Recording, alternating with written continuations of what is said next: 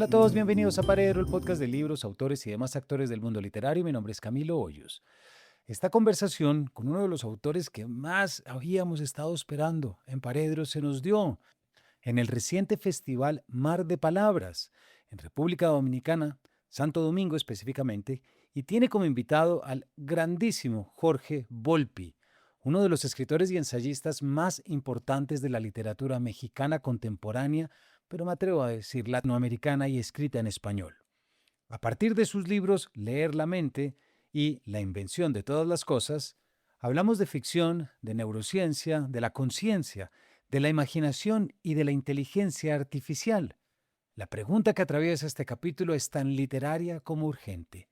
¿Qué ocurre cuando las máquinas empiezan a usar el lenguaje que creíamos exclusivamente humano?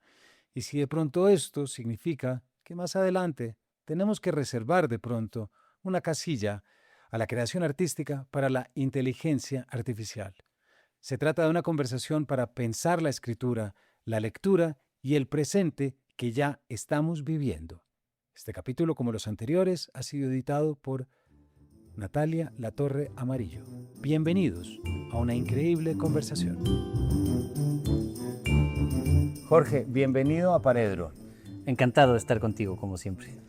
Para mí es un gusto que estés acá porque ya como estaremos hablando hoy, hay una cantidad de temas a los que tú has abordado desde hace muchos años que en muchos aspectos para mí como lector han sido, voy a decir casi que estrellas tutelares que sembraste y que me han permitido indagar muchas cuestiones y hoy estoy feliz de poder preguntártelas.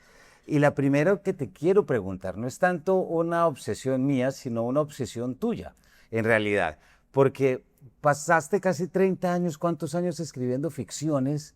Pero de repente un momento el género se convirtió en la materia de estudio propiamente dicha. Es decir, pasas de imaginar a luego saber qué implica imaginar. ¿En qué momento la ficción dejó de ser tu oficio, aunque sigue siendo, por supuesto, pero digámoslo que además de ser tu oficio, se convirtió en un objeto de estudio? Bueno, yo creo que efectivamente llegó un punto, y no sé si le pasa a todos, pero en cualquier caso a muchos escritores, en que después de darte cuenta de que llevas media vida dedicándote a la ficción, dedicándote a tramar ficciones, a veces relatos, a veces cuentos, a veces novelas, a veces otros géneros que yo también asocio con la ficción, como el teatro, te preguntas por qué haces esto. O sea, qué lleva a un ser humano a dedicar buena parte de su vida a convivir más con personajes inventados que con personas reales? Y eso me pasó a mí hace pues ya no sé, 17 años o por ahí. Y a eso se suma mi permanente interés por la ciencia, que empieza con la física y que hace que le dedique algunos libros a eso, sobre todo En busca de Klingsor, pero que luego deriva hacia las neurociencias. Y cuando empiezo a entrar en las neurociencias, me doy cuenta de que ese es un marco conceptual que puede ser muy interesante para abordar cómo funciona la ficción, en particular la literaria a la que yo me dedico, y luego, en general, todo tipo de ficciones que concebimos los seres humanos. Entonces así que me dediqué a investigar sobre el tema y hace ya, pues creo que un poco más de 15 años, publiqué Leer la mente, que es un ensayo muy pequeño, pero que tenía ya como muchas intuiciones sobre cómo relacionar neurociencia con literatura, que en ese momento no era algo habitual en español y en inglés comenzaba, ¿no? Y esa tendencia apenas. Ahora, en cambio, las neurociencias ya están presentes de manera muy natural en la reflexión sobre todos estos temas, pero entonces no.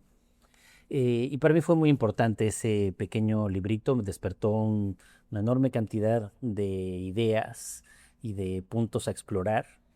Y al cabo de 10 años de publicarlo, pensé que ya era el momento de llevar ese librito como a sus últimas consecuencias, haciendo ahora una teoría y una historia completas desde mi perspectiva de la ficción, y ya no solo de la ficción literaria, no solo del arte de la novela, sino de todas las ficciones que nos creamos los seres humanos.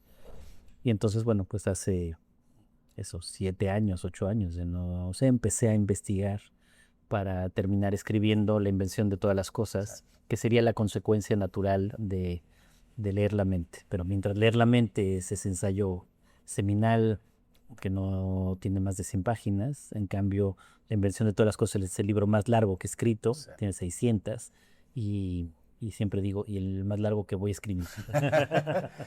Jorge, hay que siempre ser muy cuidadoso con las palabras, pero hubo algo tremendamente visionario de tu parte. En el 2011, si no estoy mal, que es el libro, Sí. yo tengo primera edición firmada por ti porque la hablamos y la presentamos en la Universidad Javeriana, mm, pero hay algo tremendamente visionario en ese momento de concentrarte sobre las células espejo que vuelven a aparecer al comienzo de Invasión Alienígena. Em, ¿Cómo recuerdas ese interés que de repente, cómo se plasmó? ¿Cómo surgió esa pregunta que tuviste que contestar además con unos lenguajes que de pronto eran muy tímidos? Porque había cosas que ya se estaban haciendo en inglés, pero no propiamente desde la neurociencia, más No, desde el origen. Hay un libro que ahorita no recuerdo, me acuerdo la tapa, pero no me acuerdo el título, que ya arranca con el origen de las historias, pero no neurociencia, no el cerebro. Y ahí siempre hay algo peligroso entre desmantelar el efecto mágico o acercarte desde la ciencia pura.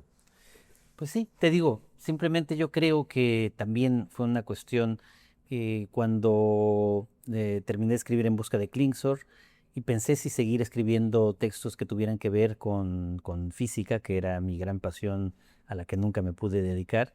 Me di cuenta también de que las matemáticas me frenaban, de que ya había un límite también conceptual que no me permitía avanzar en ese interés por la ciencia.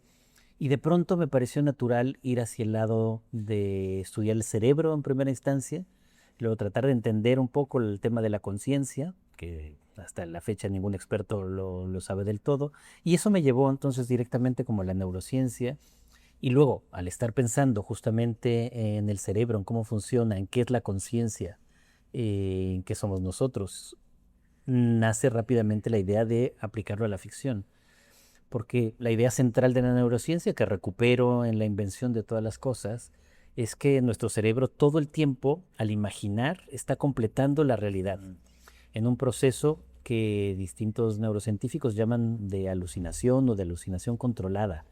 Eso no quiere decir que la realidad no exista, pero la estamos completando casi como si fuera una alucinación en la que vivimos. Y si piensas en eso, pues es ya difícil no relacionar alucinación en ese sentido con ficción literaria, con novela, Claro. con todo lo que habían explorado, digamos, muchísimos escritores desde el campo directamente de la literatura. Entonces, al unirlas terminó siendo natural para mí. Y luego descubrí que otros tantos escritores, te digo, sobre todo en lengua inglesa, habían empezado a hacerlo y ahora ya es una tendencia absolutamente natural para todas las disciplinas artísticas. ¿Sentiste en algún momento, Jorge, que abordarte, porque ahorita vamos a llegar a la invención de las cosas, Sí. pero hay una última cosa que me interesa preguntarte. ¿Sentiste que en algún momento asumir un camino de la ciencia te podía hacer entrar en un reto con la imaginación y con la imaginación propiamente dicha como deseo? Estoy pensando, por ejemplo, en la teoría de los colores de Newton y de repente Goethe escribe la suya propia, como una resistencia a que Sí. no todo puede quedar sumido en un lenguaje científico y reconociendo que si todo es ciencia, entonces ¿dónde queda el arte? Un poquito. ¿Tuviste en algún momento ese conflicto o al contrario, el discurso científico te entró con igual fascinación que el literario? Sí, como te digo, como mi gran frustración es no haber sido científico, yo siempre he estado intentando estar muy cerca de lo que está pasando en ese mundo. Que te digo, me lleva primero a la física y luego de ahí la neurociencia o ahora recientemente a la inteligencia artificial como derivación de mi interés por la neurociencia. Y a mí me parece fascinante justamente lo que ocurre ahí en todos esos sentidos. Entonces, no, nunca me pareció que hubiera un conflicto, al contrario, desde entonces siempre he intentado encontrar maneras en que ciencia y literatura, y particularmente neurociencias y literatura, se encuentren. Digo, la otra mitad de mi vida, que es como gestor cultural, también siempre he estado creando distintos proyectos para que ciencia y arte y ciencia y literatura estén de la mano. En la UNAM creé un festival, el ALEF, que en un año dedicamos justamente a neurociencias y arte, Y ahora en Madrid, en el Centro Cultural Conde Duque que dirijo, también creé otro festival que en esta ocasión se llama Qubit, y la edición del año próximo también la vamos a dedicar a las relaciones entre neurociencia, arte y literatura. Es fascinante. Y hay un tercer elemento, Jorge, que yo creo que es imposible no pensar, y esto también sobre tu último libro, que es el presente y el mundo en el que estamos viviendo y las coyunturas. Hay dos mundos completamente distintos entre aquel mundo en el que publicas leer la mente y después en el que publicas la invención de las cosas.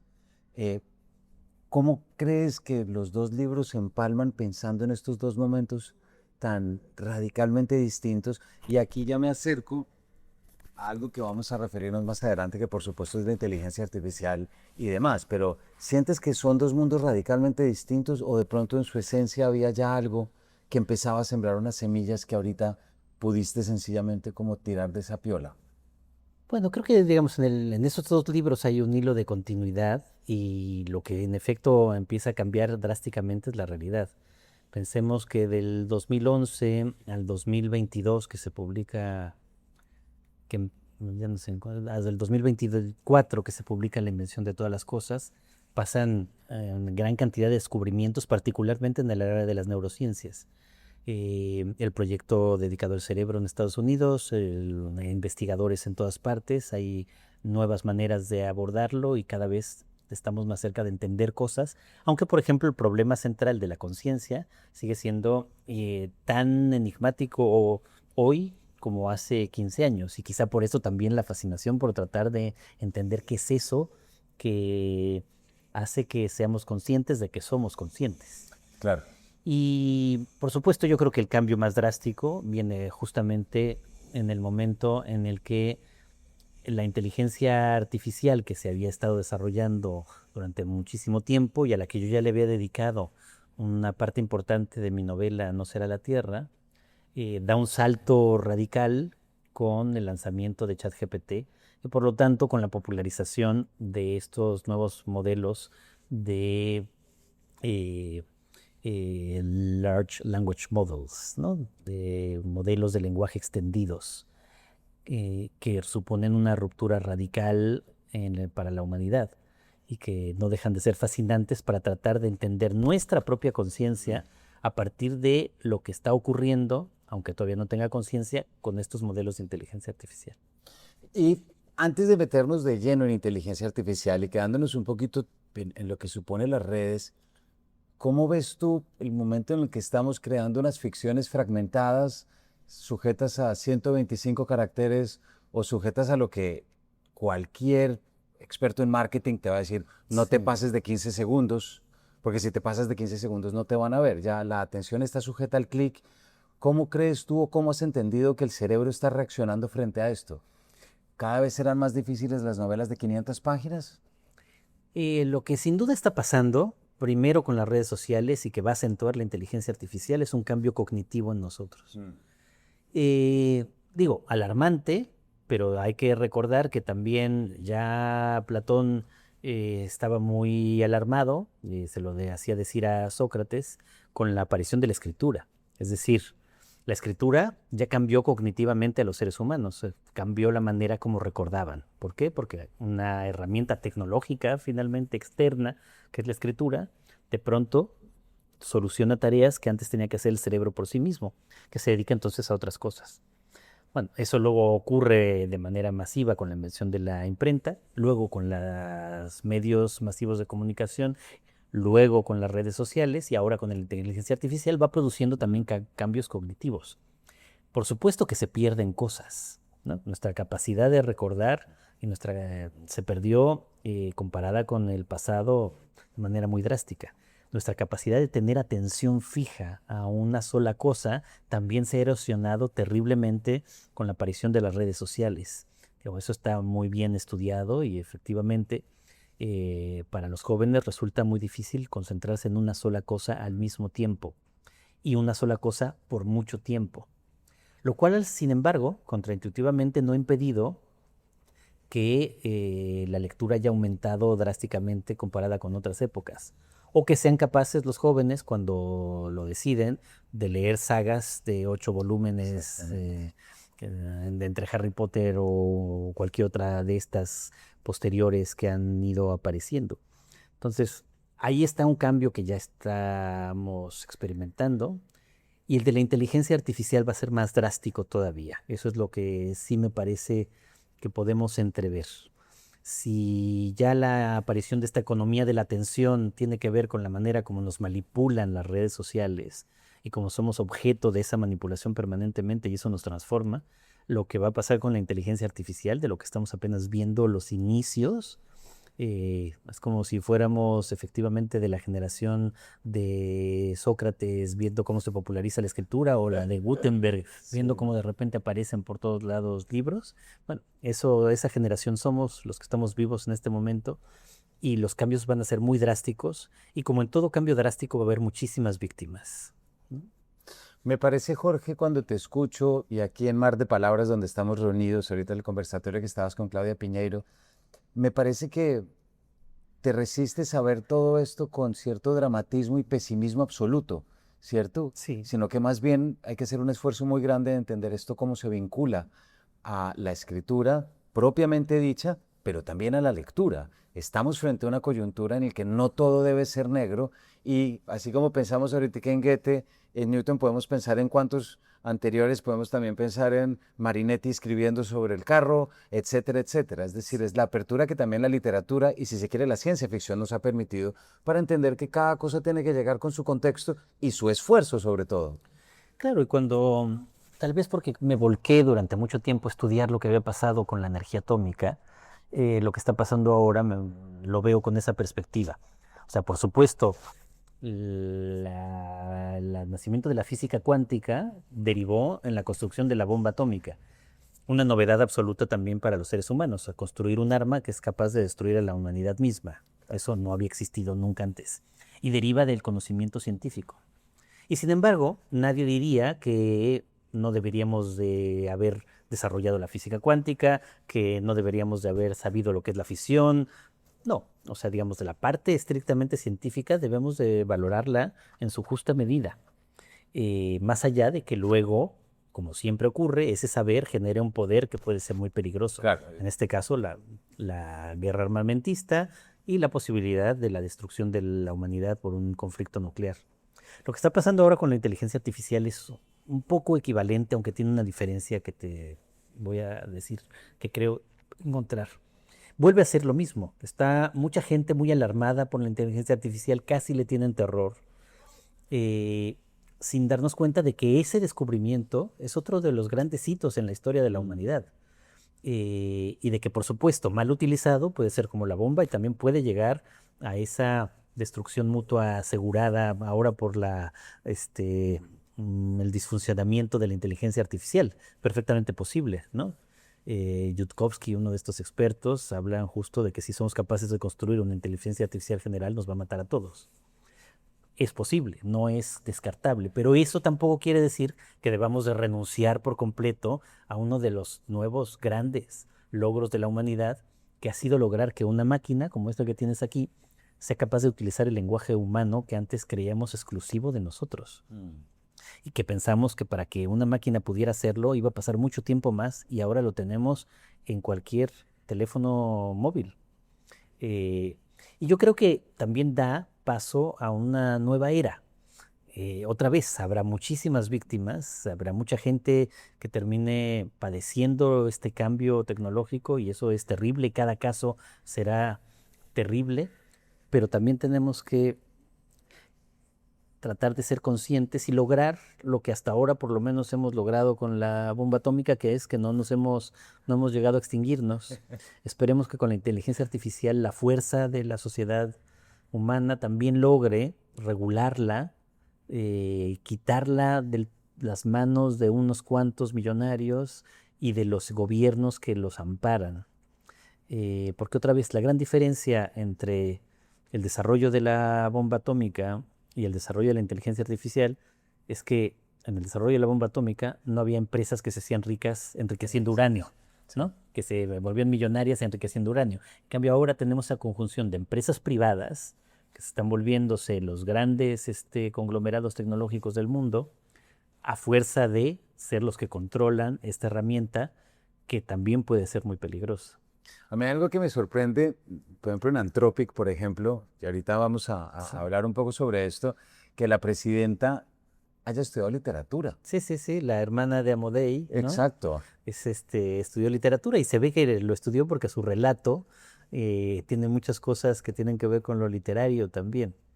Eh, sí, es muy interesante también lo que está pasando en el campo de la inteligencia artificial con la creación artística, en donde el lado de la literatura es el más alarmado y en muchos sectores el más reacio a siquiera considerar la posibilidad de que la inteligencia artificial pueda construir obras literarias tan valiosas, no como la de los grandes genios de la humanidad, quizá, pero sí tan valiosas como la de la mayoría de las cosas que hacemos los seres humanos comunes y corrientes. Hay algo ahí que te quiero preguntar, Jorge, porque a veces siente uno, en el conversatorio de ahorita hablabas de esta asociación que exige que las novelas tengan un sello, así como dice exceso de azúcares, exceso de IA, Ajá.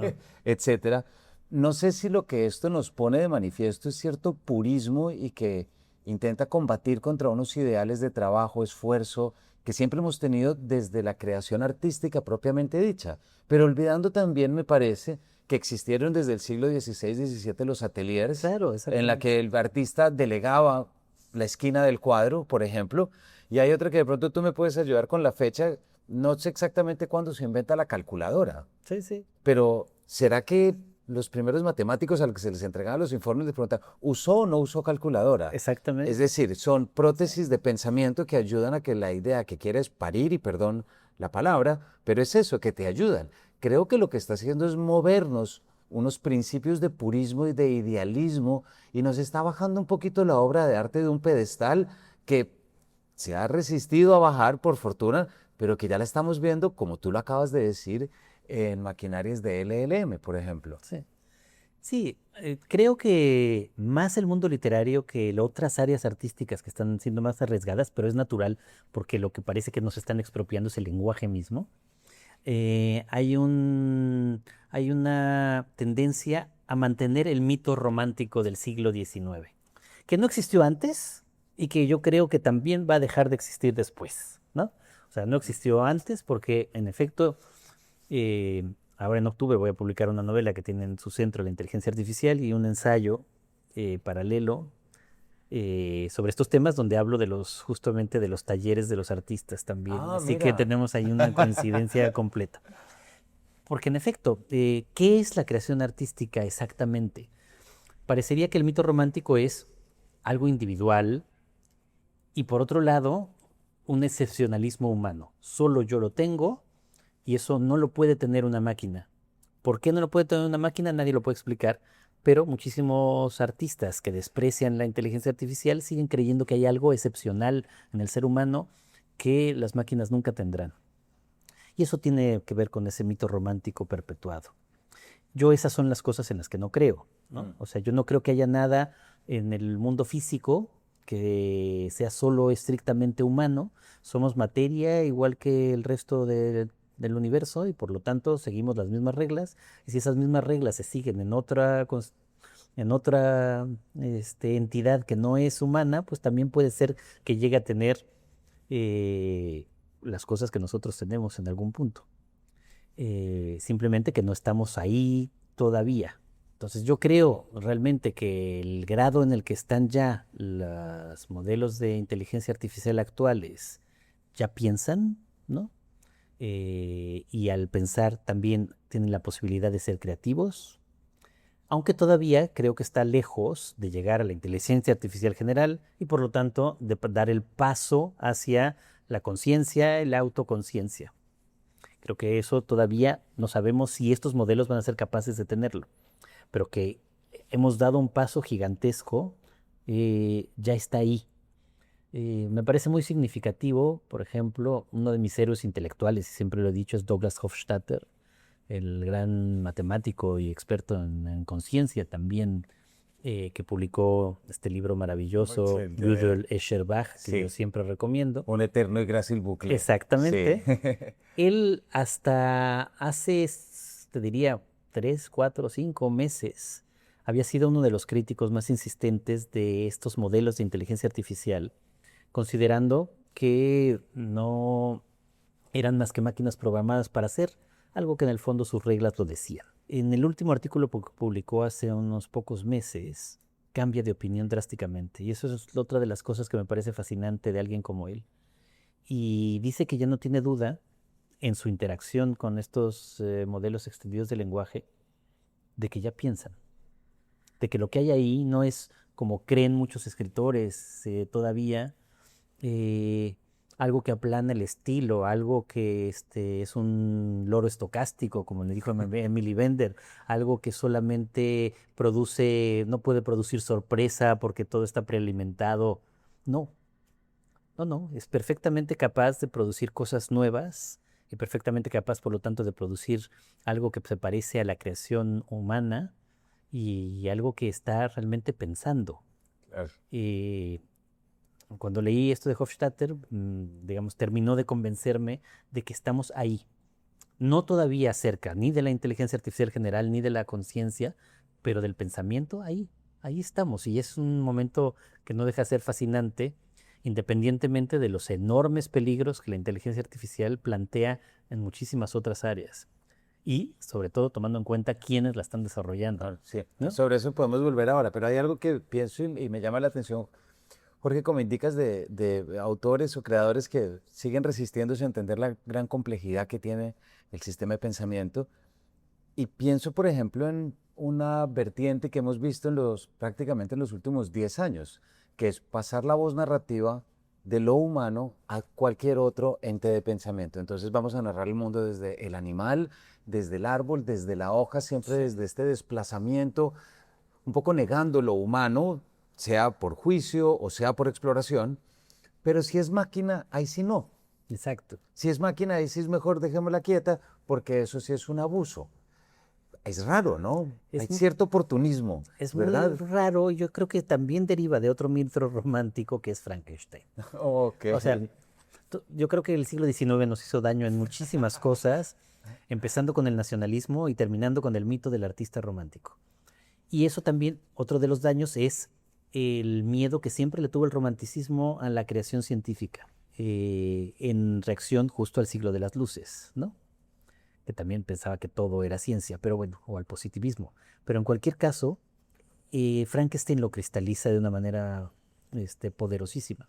O sea, el que el ser humano sea capaz de crear un ente tecnológico que luego pueda rebelarse contra ti, es quizá nuestra mayor pesadilla desde entonces en este sentido.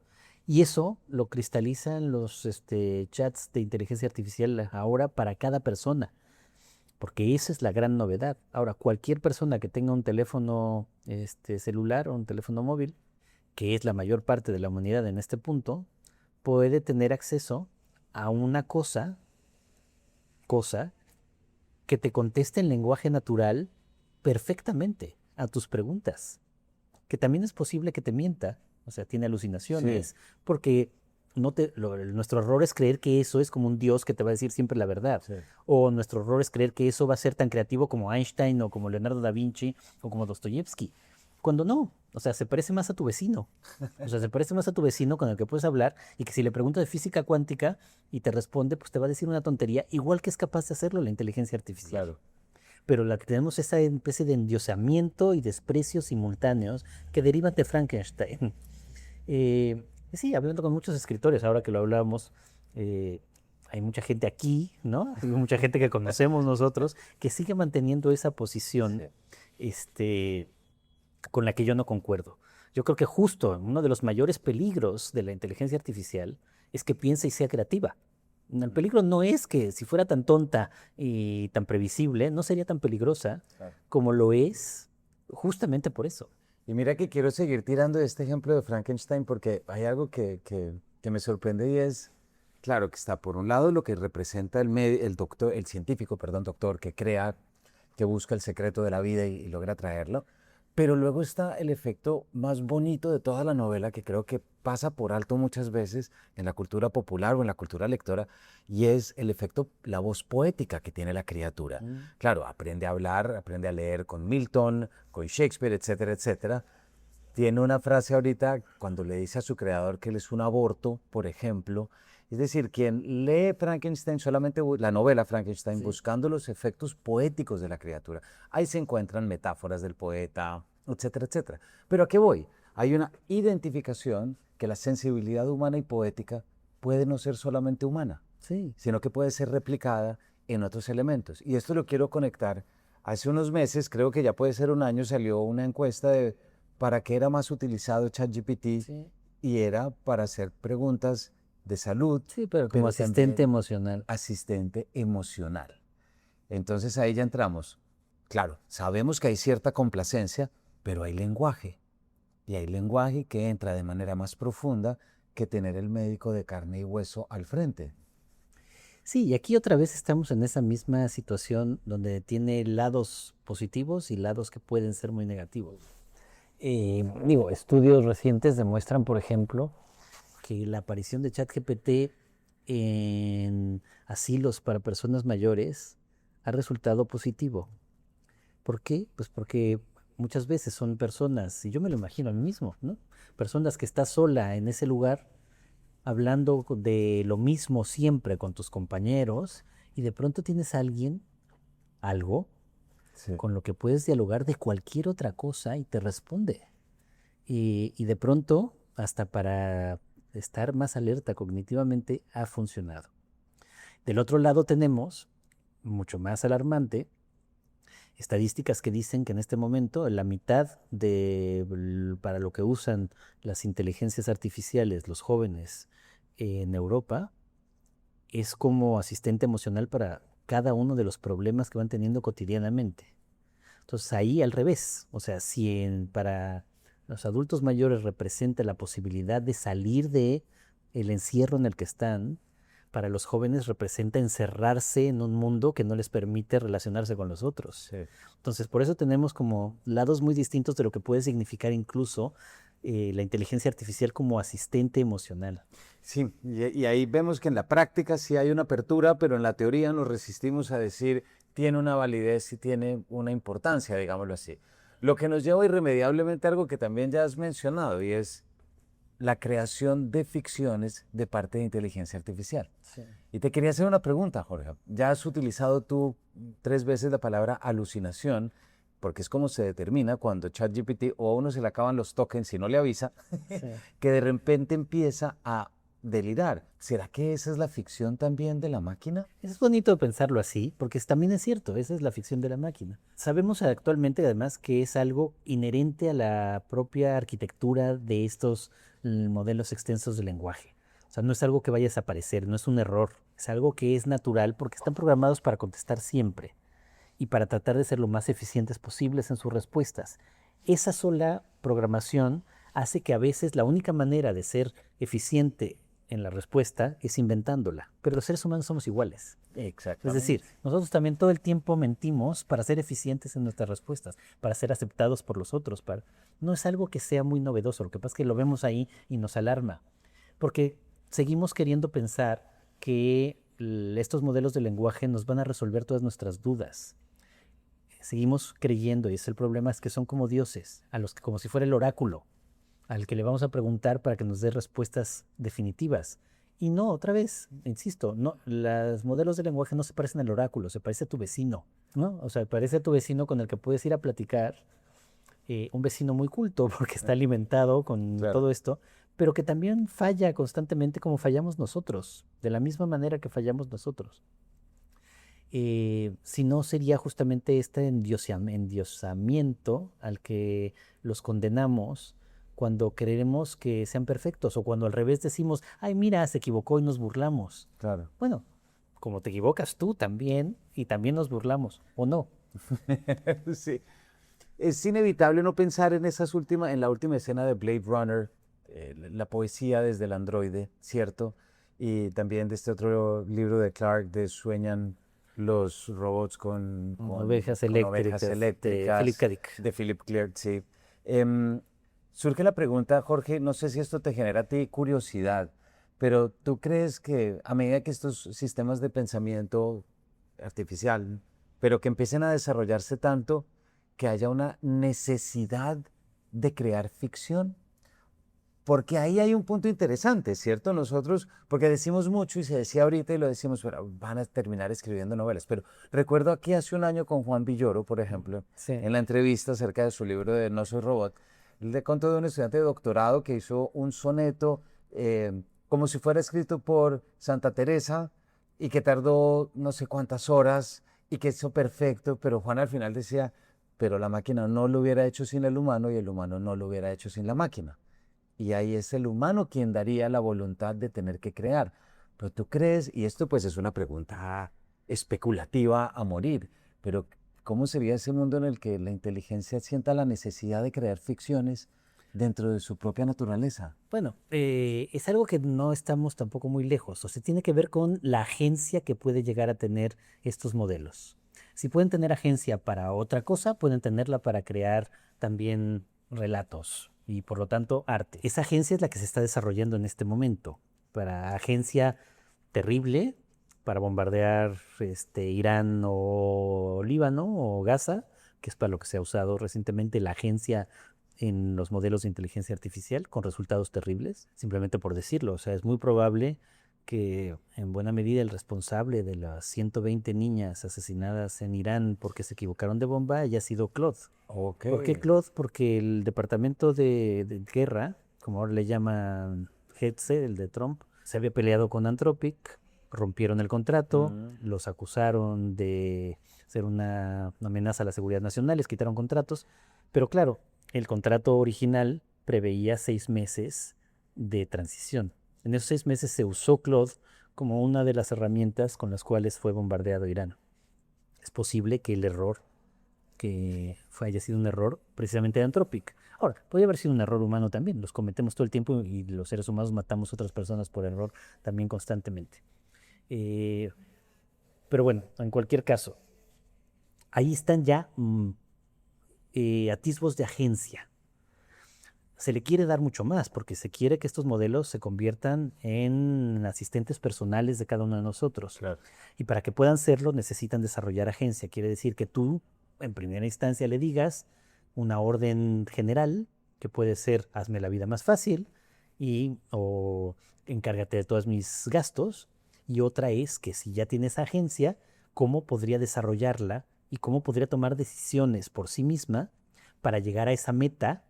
Pero esas decisiones intermedias ya las tomaría la inteligencia artificial dándole agencia en el mundo.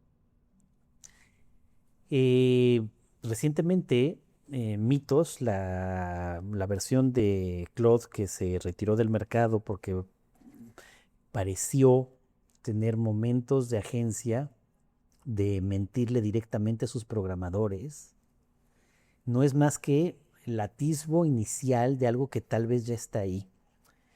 Y te diría que a veces pasa, y uno lo puede experimentar ya, no soy el primero que ya le ha pasado esto mismo que me ocurrió. Yo en estos meses para escribir para investigar sobre esta novela sobre la inteligencia artificial que publico en octubre, que se va a llamar La República, he probado todos los modelos conocidos durante un buen tiempo, de muchas maneras. A veces creativamente, a veces no, a veces solo para revisar. Un momento en el que yo le di un texto a revisar a Claude y no solo lo revisó, o sea, no solamente vio dónde estaban faltas de ortografía y, no sé, las cosas para las que estaba pidiéndole que lo hiciera, sino que terminó de hacerlo y luego escribió el siguiente capítulo solo, sin un prompt activo, sin que yo se lo pidiera. O sea, si eso no es una mínima capacidad de agencia, ¿qué lo es? Es decir, eso no es querer escribir algo por sí mismo, no conscientemente porque estos modelos todavía no tienen conciencia, pero tal vez incluso la agencia sea anterior a la conciencia. Claro que sí, ya entiendo. Sí, señor. Hay algo, Jorge, ya que se nos está acabando el tiempo, pero hay algo fascinante en toda esta conversación que hemos tenido que pasa por miedos, por estereotipos, por resistencias, y volvemos a caer en la categoría neurocientífica del relato, Sí, ¿cierto? Volvemos a caer sobre lo que es la ficción, los relatos que hemos construido, los relatos que ha creado nuestro cerebro para sobrevivir, para complementar, para todo. Aparentemente estamos frente a uno de los más complejos de todos, pero que no deja de ser relato y no deja de ser ficción sí, sí. desde todas sus perspectivas. Pues sí, exacto, ¿no? En mi teoría, efectivamente, todo esto es también ficción. Es el relato que nos estamos dando de lo que está ocurriendo en este momento.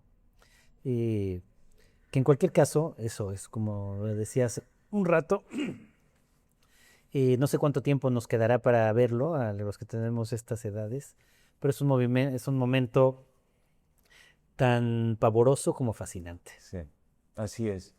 Jorge, muchísimas gracias por habernos acompañado y darnos esta conversación tan fascinante. No, muchísimas gracias a ti como siempre, Camilo. Todos ustedes ya saben, el último libro de Jorge es Invasión Alienígena, ensayo de debate, y también recomendamos muchísimo ese gran libro del 2011, Leer la mente, pero por supuesto La invención de todas las cosas, que es su secuela, digámoslo, del 2024. Gracias por habernos acompañado y nos vemos en una próxima edición de este Paredro.